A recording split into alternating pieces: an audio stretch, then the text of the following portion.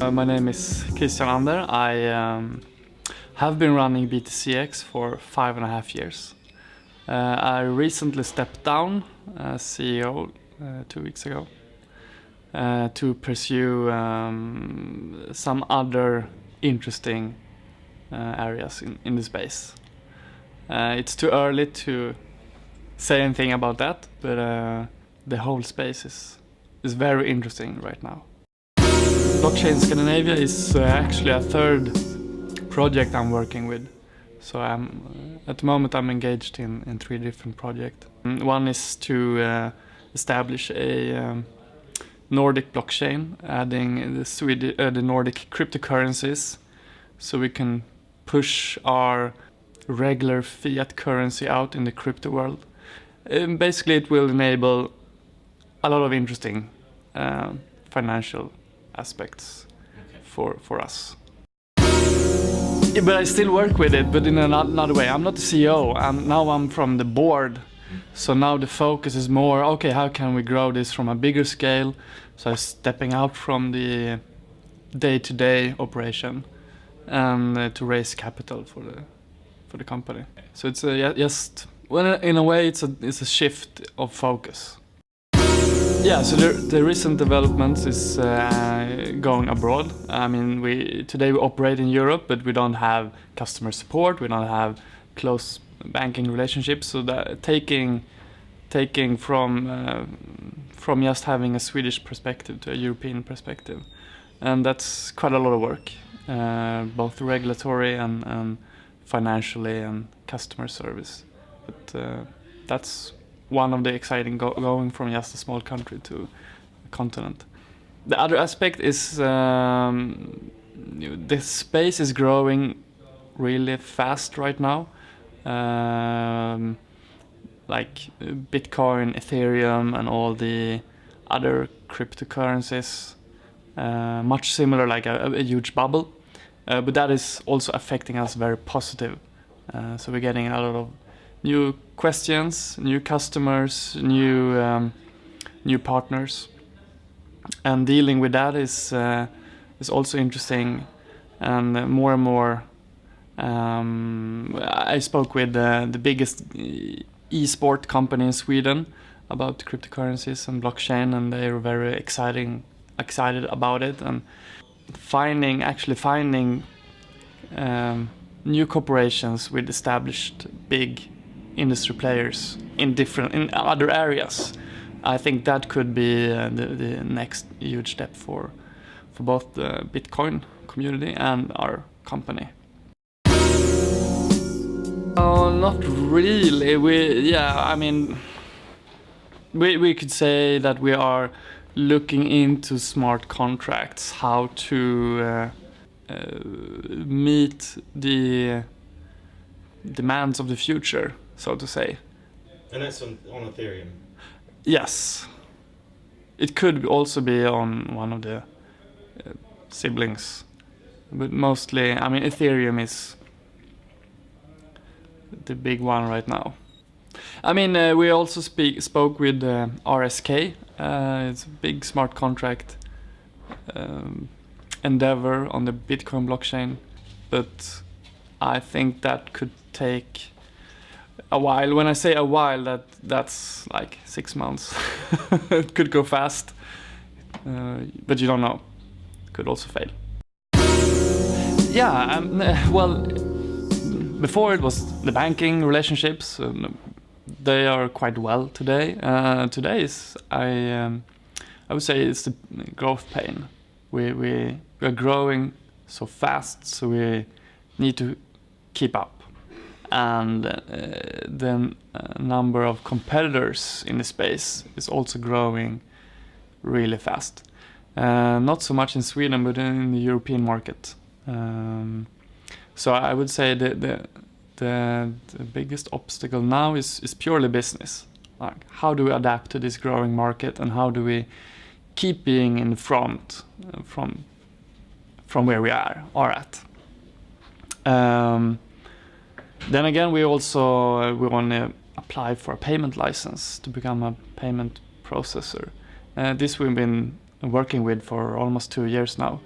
and having that license, we can do a lot more services for our customers using Bitcoin or crypto as it would be in a normal bank. And I mean, in the end, we want to be a bank, a crypto bank, at least in a few years. But then we need a lot more capital and establish a little bit broader than we are today. Yeah, at the moment the authorities are quite happy with us. We are in Sweden, so it's a good way, it's a good place to stand on to expand. Maybe the regulation is at the moment a bit higher here in this market than in the rest of the Europe, but that will even out really quickly, I believe. So as long as we don't have the fiat currencies in a decentralized exchange, we are needed. And I see in 5 years, maybe 10 years, hopefully quicker than that, we have the fiat currencies as cryptocurrencies. But before that, you have to get into the blockchain somehow. You have to have a portal to how do you get decentralized. And without cryptocurrencies, that's impossible. So our position is vital at the moment for Sweden to access this. In the future, I mean, as I said before, our business could become a bank and to offer all these services. And the decentralized aspect will probably, the trade will be decentralized, but you still need somewhere to put your trust. Either you put like your private keys on a hardware wallet, or you put it in somewhere safe, or you use someone like us, for example, to manage the keys. And this is also something that the banks are looking at. What are their position in the future of the finance space? And possibly we could go that path, so we have a close relationship with the banks. They integrate our services, so when, for example, a normal Nordea or SEB customer opens a Bitcoin account, we are the back end of that. And I believe that it will take many years or a few years before the banks go fully crypto themselves. Maybe never. Maybe they just use services like us. But for the person who are, I mean, tech savvy, could use crypto as normal day-to-day life, they would probably don't need us or the banks. They could handle their entire economy without that, with a higher risk of losing. So that I think that's the trade-off. I think the mainstream still wants to use a trusted party, like a traditional bank. Basically, it's a business who build blockchains for the financial industry, but it could also be for anyone. We have the knowledge to build or tailor a blockchain for you and offer it as a service. I mean, the use case is not crystal clear yet what you should use a blockchain for. I mean, financial transaction for sure. Crowdfunding, as we see in these old ICOs, I mean, that's been very popular and successful.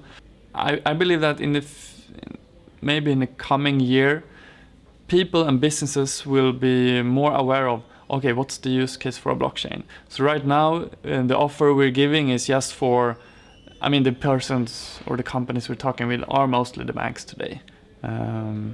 Bank or trading who feel that they should be ahead of the game at this point, but we are looking for funding for building a full-on Nordic blockchain for that.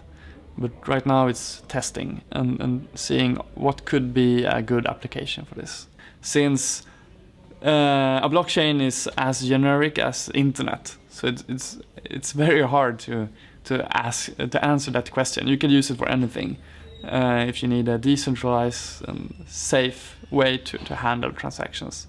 But there are many things, as you said, like exchange, decentralized exchange. I mean, that could be buying goods online. You could sit on the tube and you see a commercial, and it's just a QR code to buy you just take a phone, scan the QR code, and the purchase is made instant on the blockchain. You have your receipt, you have the goods, you have the payments, stuff like that. We will probably come there someday. The path to that place is today not really clear. Yeah, a little bit. But I think still that when the blockchain is in place and is being used, people, I mean, the benefits will be apparent. Transaction will be safer, they will be quicker. For example, the KYC procedure could, if that's handled by a blockchain, it would be very easy to open bank accounts anywhere in the world. Stuff like that. I mean, why should you have a central database of things that you own, or things that have properties to yourself, like your ID or your apartment? It just makes it harder to use that information. So I mean, many areas that you own or you have information that someone else is taking care of, that could be put on a blockchain. It makes it more usable for you. And of course, let's take Swish. It's working really good in Sweden, but it's a small country with not so many people. If it were to be put on a blockchain, you could use it anywhere. So that's the biggest change, I would say. So I've been very involved in these questions for many years, but since like 8 months back, I'm starting to focus less on the drama in the Bitcoin community. I strongly believe that it will sort itself out.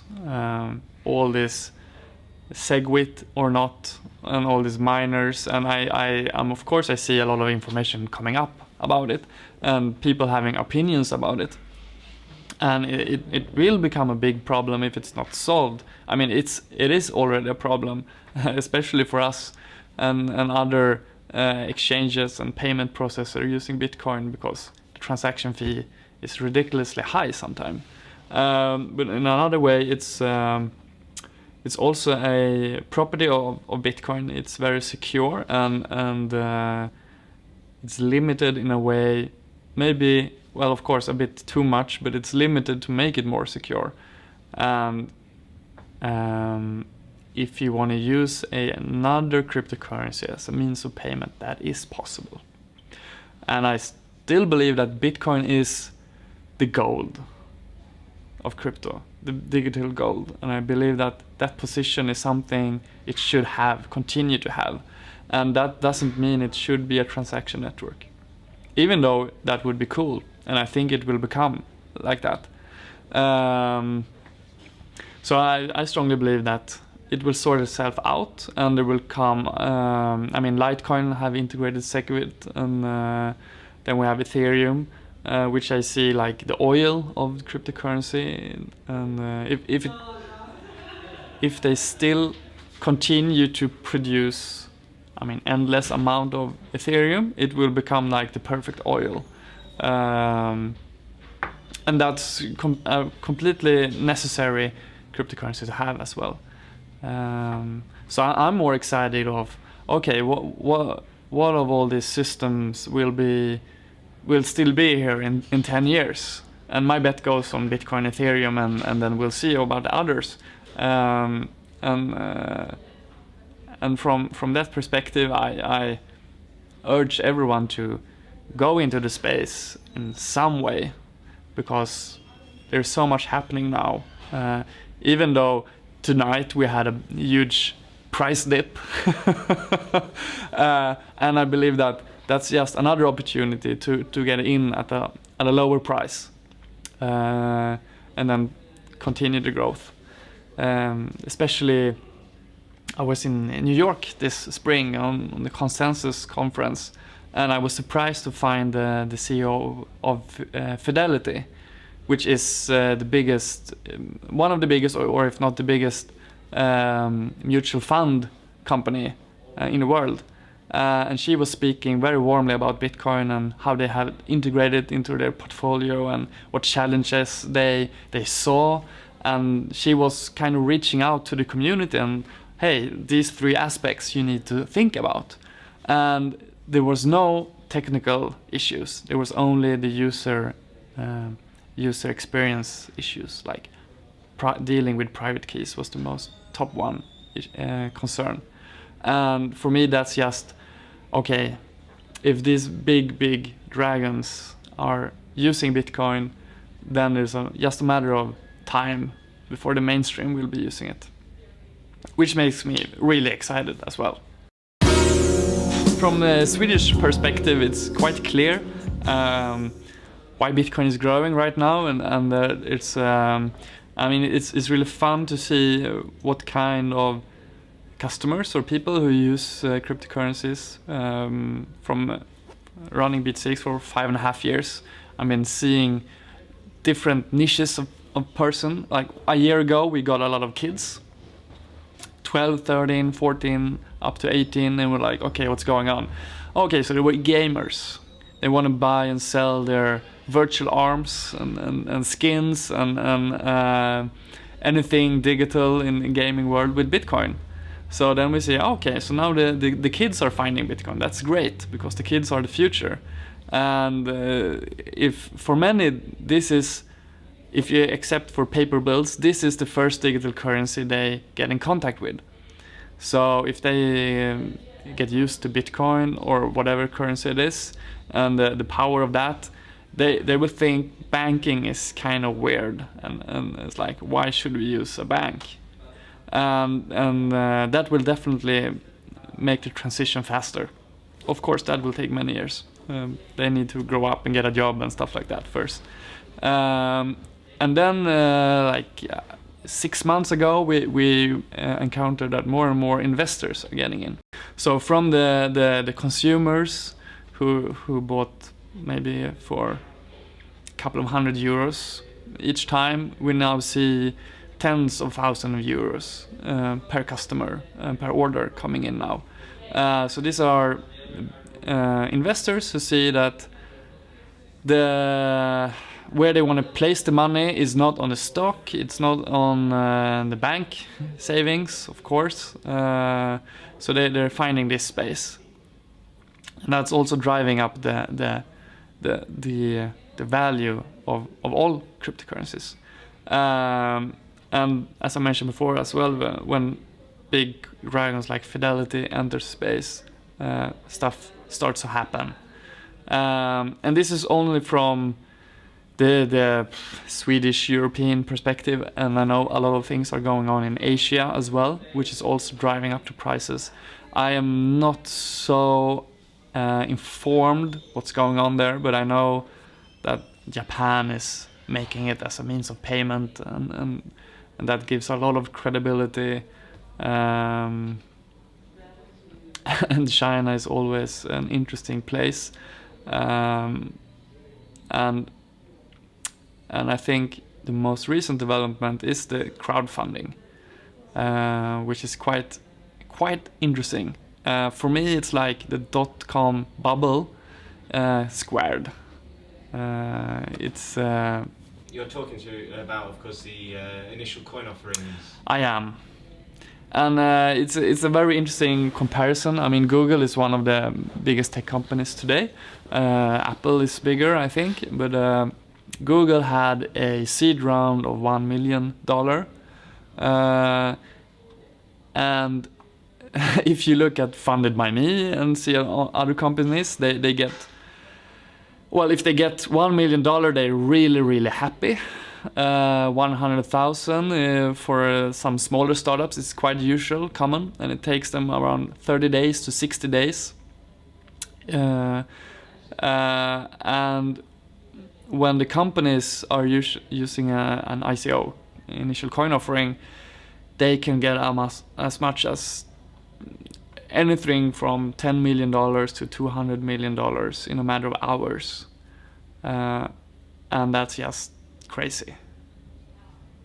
And when you look at it at that, you see, okay, so there's a huge potential for having a great business idea and get funded and doing something to make the blockchain go mainstream, because that's what most of these ICOs are about. Having a blockchain business idea, a good team, and then get funding for it. And yeah, I can talk a lot about that. I mean, it's really interesting. But that's also driving up the price a lot, because suddenly a lot of cryptocurrency are moved from fiat to companies. And that money may have to come from somewhere. Yeah, it's a really interesting question. So I was in the cryptocurrency boom as well as you did when we went from Bitcoin, Litecoin to Dogecoin, and then just boom. We had several hundreds, possibly thousands of cryptocurrencies, and at least 90% of those are dead today, and I think we will see something similar with ICOs. 90% of all the ICOs will be worth nothing in a few years. 1% will be billions, and the rest 9 will be somewhere in between. And so, it's just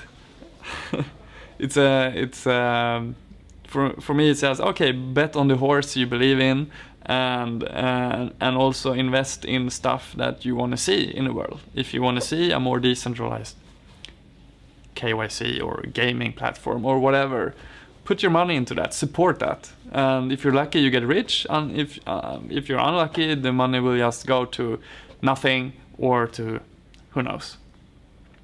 But the next step after the ICOs, I don't know.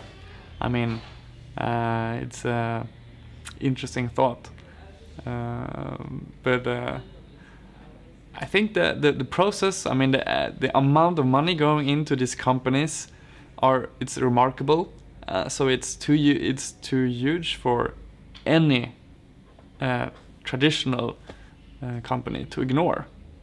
And I think traditional business is like, what the fuck is going on? We need something like that. And that will drive the blockchain even faster. Of course, people will lose their money in it, and there will be some drama about that also. But each wave gets new customers, new users. Customers for me, but users in the space. I still think Sweden is a good place to be.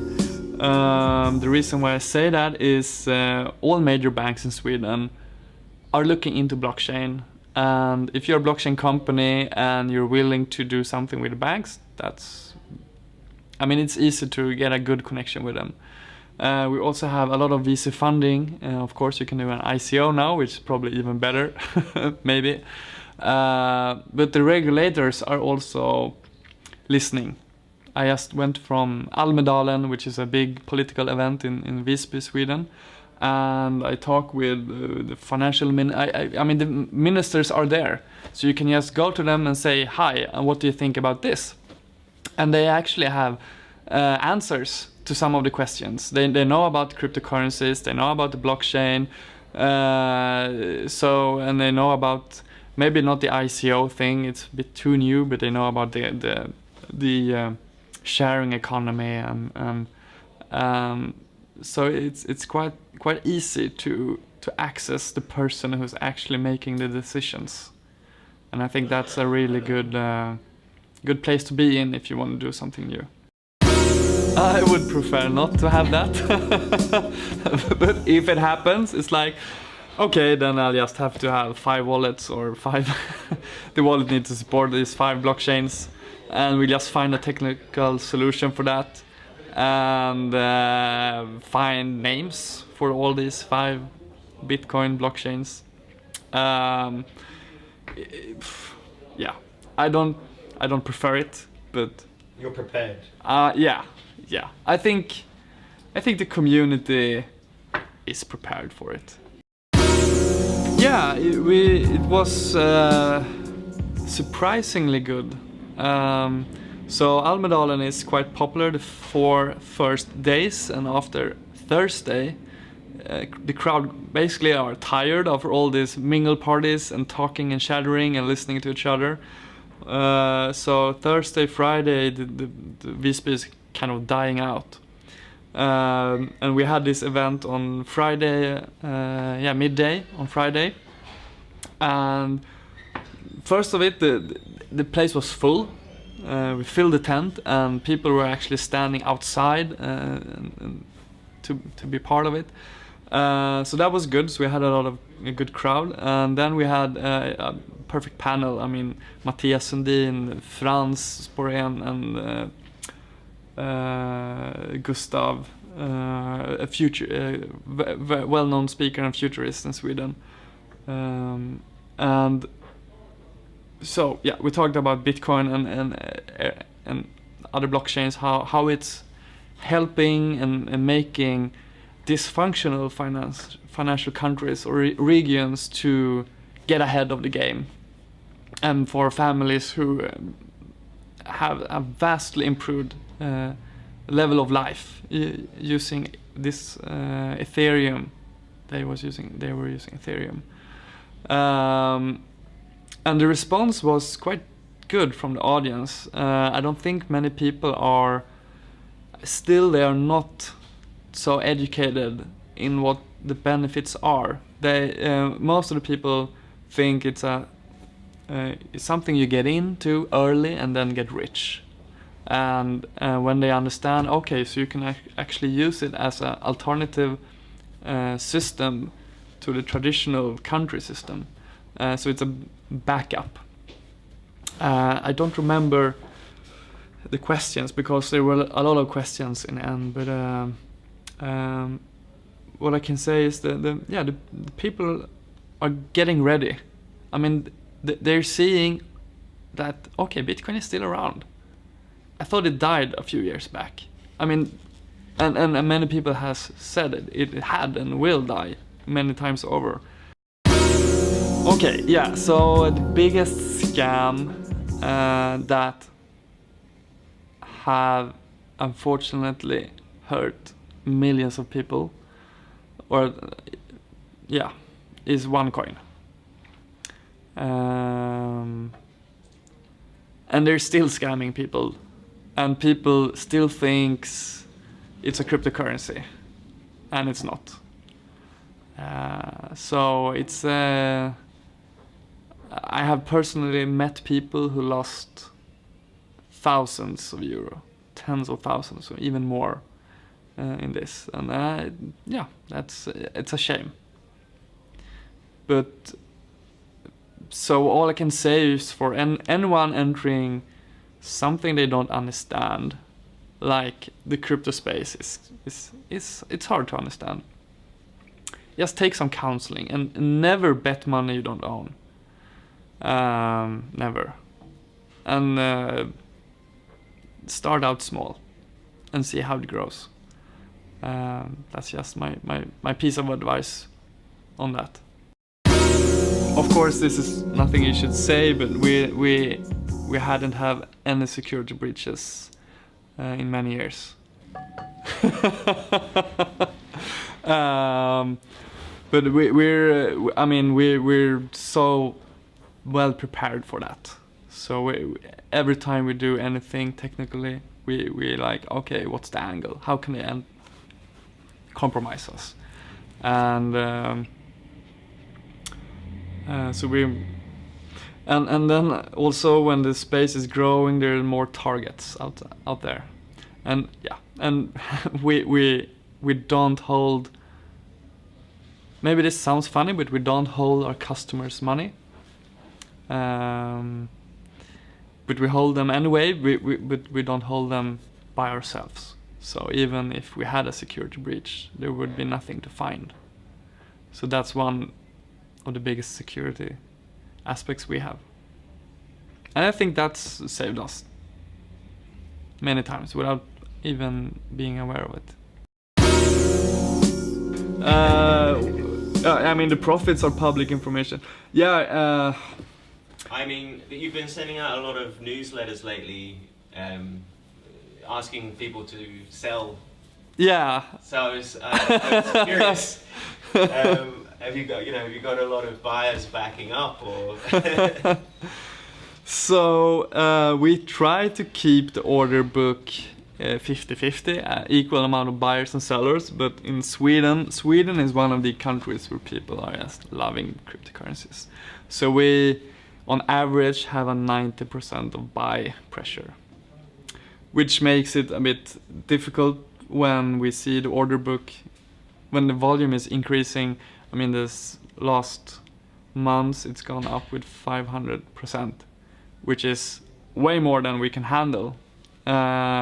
Fortunate we have good friends who have a lot of liquidity, and so we've been just recently partnering up with another startup here in Stockholm who provides liquidity for startups.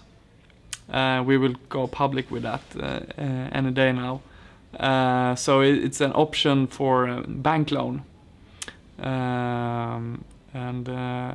But because many startups, they need money, and sometimes or many times it's really hard to get that from the bank since you're a startup. And the other option is to go to investors to get VC, but then you lose shares. So this company is in between. You get kind of VC money, but on a loan basis with a higher interest. So we just got funding without losing stocks in a way. It's really good. So almost like what Almi offer then? It's kind of Almi, but this is a startup. So it's they called DBT Capital something. I know they're on Break It. With Alexis is one of the founders. And the good thing with them, they go in and understand the business. So they do a more business evaluation, where the banks, they just look on the numbers and don't take any risk. So we're covered now. So that's good. Yeah, I'm getting married this summer. Oh yeah? Yeah. Tell us all about it. Well, I've been thinking about, okay, maybe I should do it on a blockchain, and I know a blockchain priestess.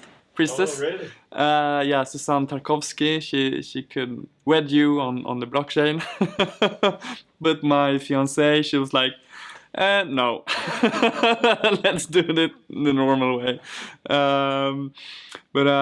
Yeah, maybe we'll put our wedding vows on the blockchain, and